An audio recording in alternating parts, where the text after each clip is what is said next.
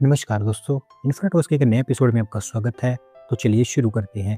पहली खबर की शुरुआत करते हैं बिहार से, जहाँ पर दोस्तों बिहार सरकार ने डिसाइड किया है कि वो पटना के अंदर एक नया रिंग रोड तैयार करेंगे और इसके थ्रू उनकी कोशिश है कि पटना के अगल-बगल एक लूप कॉरिडोर तैयार किया जाए। दोस्तों ये रिंग रोड बेसिकली भारतमाला परियोजना का हिस्सा होगा, जिसकी लेंथ अराउंड 150 किलोमीटर के आसपास होने वाली है। बेहटा के पास खनहौली में स्टार्ट होगा और फिर उसके बाद नौबतपुर, रामनगर, कच्ची दरगाह, बिदुपुर, सोनपुर और दिगवारा होता हुआ शेरपुर में जाकर टर्मिनेट होगा। 12 नेशनल हाईवेज और 5 स्टेट हाईवेज के साथ ही डायरेक्टली कनेक्टेड होगा। और एक अच्छी बात यह है कि इसको एक एक्सप्रेसवे के रूप में तैयार किया जाएगा, यानी कि ट्रैफिक वगैरह यहाँ पर एक्सेस कंट्रोल्ड होगा। 15,000 करोड़ रुपीज़ का इसके ऊपर खर्च आएगा।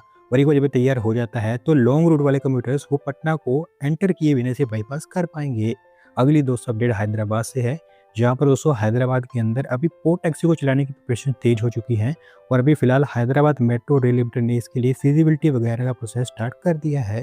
दोस्तों हैदराबाद आप जानते हैं कि देश की one of the fastest growing city मानी जाती है।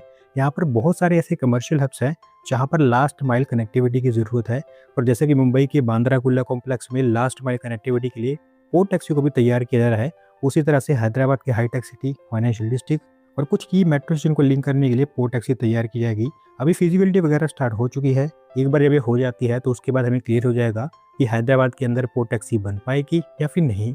अगली दोस्त अपडेट दिल्ली से है, जहाँ पर दोस्तों दिल्ली सरकार के द्वारा एक नया एलिवेटेड रोड प्लान किया गया है यमुना रिवर के अलोंग। और इसको लेकर अभी दिल्ली के पीडब्ल्यू डिपार्टमेंट के द्वारा प्रीलिमिनरी वर्क स्टार्ट कर दिए गए हैं। तो दोस्तों एलिवेटेड रोड वजीराबाद से डीएनडी के बीच में बनेगा। 19.2 किलोमीटर की इसकी टोटल लेंथ होगी। और अभी फिलहाल 3 पार्ट्स में इसको डिवाइड किया गया है। पहला पार्ट सुरघर से ISBT तक, दूसरा ISBT से सराय काले खान तक, जबकि तीसरा सराय काले खान से डीएनडी के बीच। इसके साथ साथ एक फ्लाईओवर भी यहाँ पर बनाया जाएगा त्रिपुरिया गेट से बर्फखाना के बीच। 2.62 किलोमीटर की इसकी भी लेंथ होगी। और अभी क्योंकि ये प्लान इनिशियल स्टेजेस में है तो कॉस्ट वगैरह यहाँ पर नहीं बताई गई है जितना इसके ऊपर खर्च आएगा। लेकिन क्योंकि प्रीलिमिनरी वर्क स्टार्ट हो चुके हैं तो आगे चलकर इसको लेकर बहुत सारी चीजें क्लियर होती हुई दिखाई देंगी। अगली दो अपडेट केरला से है, जहाँ पर दोस्तों केरला सरकार के द्वारा लैंड एक्विजिशन काम फास्ट अभी इस पर डाल दिया गया है एक नए डिफेंस इंडस्ट्रियल पार्क को लेकर। और इसके थ्रू केरला सरकार कोशिश कर रही है कि मॉडल कोड ऑफ कंडक्ट के बावजूद भी इस प्रोजेक्ट को आगे बढ़ाया जाए। तो दोस्तों defence industrial park Kerala space park का हिस्सा हुआ, जिसे बनाया जाएगा तिरुवनंतपुरम डिस्ट्रिक्ट की कुटीचल लोकेलिटी के अंदर। 100 एकर्स के एरिया में डिफेंस इंडस्ट्रियल पार्क बनकर तैयार होगा, जहाँ पर डिफेंस कंपोनेंट्स की manufacturing units, drone testing centres, propulsion technology centres, innovation centres और एडवांस टूल्स की भी मैन्युफैक्चरिंग हो पाएगी। 1000 करोड़ रुपये से ऊपर की इसके ऊपर इन्वेस्टमेंट होगी। और अगर प्रॉपरली इसको तैयार कर लिया जाता है तो 7,000 के आसपास हाई वैल्यू जॉब्स इसके थ्रू जनरेट हो पाएंगी। अगली दोस्तों अपडेट आंध्र प्रदेश से है, जहाँ पर दोस्तों आंध्र प्रदेश के विजयवाड़ा एयरपोर्ट पर नई फैसिलिटीज ओपनिंग के लिए तैयार है। और अभी यहाँ पर एक नए ATC टावर को लेकर ट्रायल सक्सेसफुली कंप्लीट कर लिए गए हैं। तो दोस्तों विजयवाड़ा एयरपोर्ट पर वैसे तो मैं आपको बता दूं कि बहुत सारी नई फैसिलिटीज बनाई जा रही हैं। एक नई टर्मिनल बिल्डिंग भी यहाँ पर बन रही है, उसके ऊपर भी अच्छा खासा काम हो रहा है। पर क्योंकि इसको बहुत बड़े स्केल पर रीडेवलप किया जा रहा है तो नई टर्मिनल बिल्डिंग के साथ साथ और भी बहुत सारी नई फैसिलिटीज जैसे कि ATC टावर यहाँ पर बनाया जा रहा है। अभी फिलहाल विजयवाड़ा एयरपोर्ट अथॉरिटीज के द्वारा बताया गया है कि ATC टावर को लेकर वो पिछले 1 महीने से ट्रायल कंडक्ट कर रहे थे। और क्योंकि ट्रायल सक्सेसफुली कंप्लीट हो पाए हैं तो इसी के चलते एयरपोर्ट अथॉरिटीज ने डायरेक्टर जनरल सिविल एविएशन के पास अप्रूवल के लिए लिखा है। और एक बार वहां से क्लियरेंस मिल जाती है तो एयर ट्रैफिक मैनेजमेंट को लेकर जो काम विजयवाड़ा एयरपोर्ट की पहली बिल्डिंग में हुआ करते थे अब उस नई ATC टावर में हुआ करेंगे। अगली दोस्तों अपडेट तमिलनाडु से है, जहां पर दोस्तों तमिलनाडु के चेन्नई के अंदर एक लॉन्ग पेंडिंग रेल लाइन को लेकर फाइनली कुछ प्रोग्रेस होता हुआ दिखाई दे रहा है, क्योंकि इस रेल लाइन के लिए अभी फिलहाल रूट अलाइनमेंट बनकर तैयार हो चुकी है। तो दोस्तों जिस रेल लाइन की यहाँ पर मैं बात कर रहा हूँ ये बेसिकली 350 किलोमीटर के आसपास लंबी होने वाली है, जो बनेगी चेन्नई से मुसीरी के बीच में। इन बिटवीन पेरम्बलूर, थुरायूर और कलागुर्जी जैसे जो एरियाज है उनको भी कनेक्ट किया जाएगा। आज से ऑलमोस्ट 7-8 साल पहले यानी कि 2018-19 के आसपास रेलवेज के द्वारा इस रेल लाइन को सैंक्शन कर दिया गया था। साथ ही साथ इस रेल लाइन ने प्रीलिमिनरी फिजिबिलिटी स्टडी को भी क्लियर कर दिया था, लेकिन उसके बाद इस प्रोजेक्ट का प्रोग्रेस बहुत ही धीरे देखने को मिला और फिर एकदम से रुक ही गया। लेकिन अब अच्छी बात यह है कि दोबारा से इसके ऊपर प्रोग्रेस आगे बढ़ता हुआ दिखाई दे रहा है। जो रूट अलाइनमेंट यहाँ पर फाइनलाइज कर दी गई है अब उसी के बेसिस पर यहाँ पर काम होगा। और अभी ऐसा बताया गया है कि आगे चलकर फाइनल लोकेशन सर्वे और डिटेल वगैरह काम यहाँ पर होगा, जिसके बाद धीरे धीरे चीजें आगे बढ़ती रहेंगी। अगली दोस्तों अपडेट हमारी रेलवेज की तरफ से है, जहाँ पर दोस्तों Bharat petroleum corporation of limited और रेलवेज दोनों मिलकर एक नया गति शक्ति कार्गो टर्मिनल सेटअप करेंगे जम्मू एंड कश्मीर के अंदर। और इसको लेकर दोनों पार्टीज के बीच में अग्रीमेंट साइन हो चुका है। तो दोस्तों ये गति शक्ति कार्गो टर्मिनल जम्मू सिटी के आउटस्कर्ट्स पर गुजलता टाउन में बनकर तैयार होगा। और स्पेसिफिकली इसको तैयार किया जाएगा ताकि रिफाइंड पेट्रोलियम प्रोडक्ट्स का ट्रांसपोर्टेशन और स्टोरेज यहाँ पर तेजी से हो पाए। 1,09,225 किलोलीटर्स की इसकी स्टोरेज कैपेसिटी होगी। जबकि बात करूँ रेक हैंडलिंग की, तो डेली बेसिस पर ये फैसिलिटी 2 रेक्स को हैंडल कर पाएगी, यानी कि monthly 1.62 lakh metric tons of petroleum products को ये हैंडल कर पाएगी। बट हाई चांसेस है कि इस साल के अंदर आपको फैसिलिटी बनती हुई दिखाई देगी।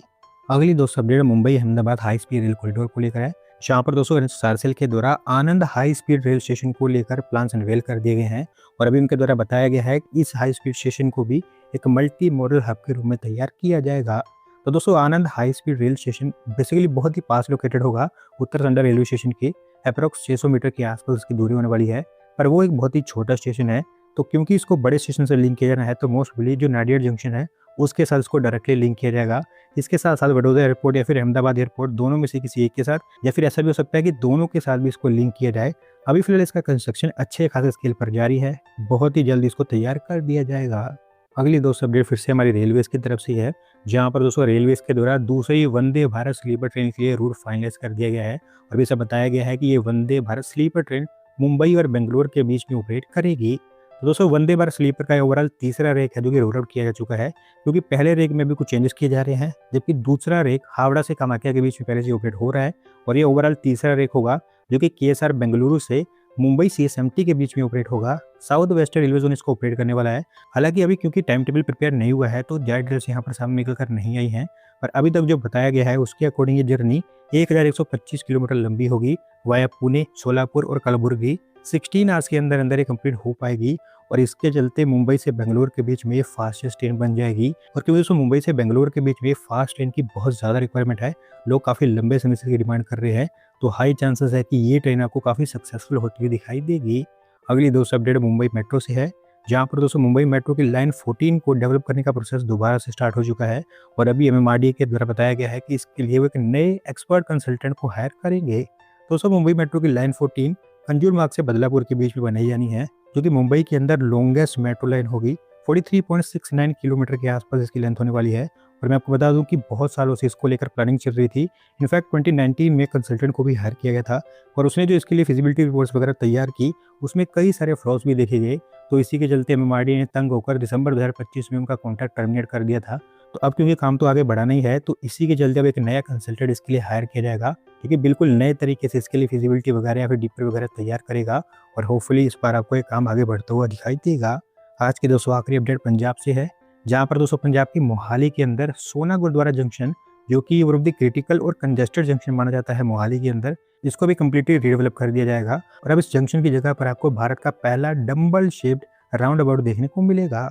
दोस्तों वैसे मैं आपको बता दूं कि इस प्रोजेक्ट के ऊपर पहले से काम जारी है, और आज के समय में इस राउंड अबाउट को बनाना बहुत ज़्यादा ज़रूरी भी हो चुका है, क्योंकि इस जंक्शन पर डेली बेसिस पर हैवी फुटफॉल देखने को मिलता है, क्योंकि गुरुद्वारा काफ़ी पास नहीं है, तो बूढ़े और बच्चे भी यहाँ पर बड़े स्केल पर आते जाते हैं। इवन पेडिस्ट्रियन सेफ्टी के लिए तो इसको हाई रिस्क जोन माना गया है। पर एक बार जब राउंड अबाउट बनकर तैयार हो जाएगा, तो ट्रैफिक कंजेशन तो यहाँ पर कम होगा ही होगा। साथ ही साथ डिज़ाइन के चलते जो व्हीकल्स यहाँ से गुजरते हैं उनकी स्पीड भी काफ़ी कम हो जाएगी, जिससे कि एक्सीडेंट्स के चांसेस और कम होंगे। तो दोस्तों आज की वीडियो में बस इतना ही। अगर आप अपनी तरफ से अपडेट सबमिट करना चाहते हैं, तो सोशल मीडिया के लिंक पर क्लिक करके सबमिट कर सकते हैं। और अगर आज की वीडियो पसंद आई हो तो वीडियो को लाइक करें, चैनल को सब्सक्राइब करें। धन्यवाद वीडियो को देखने के लिए।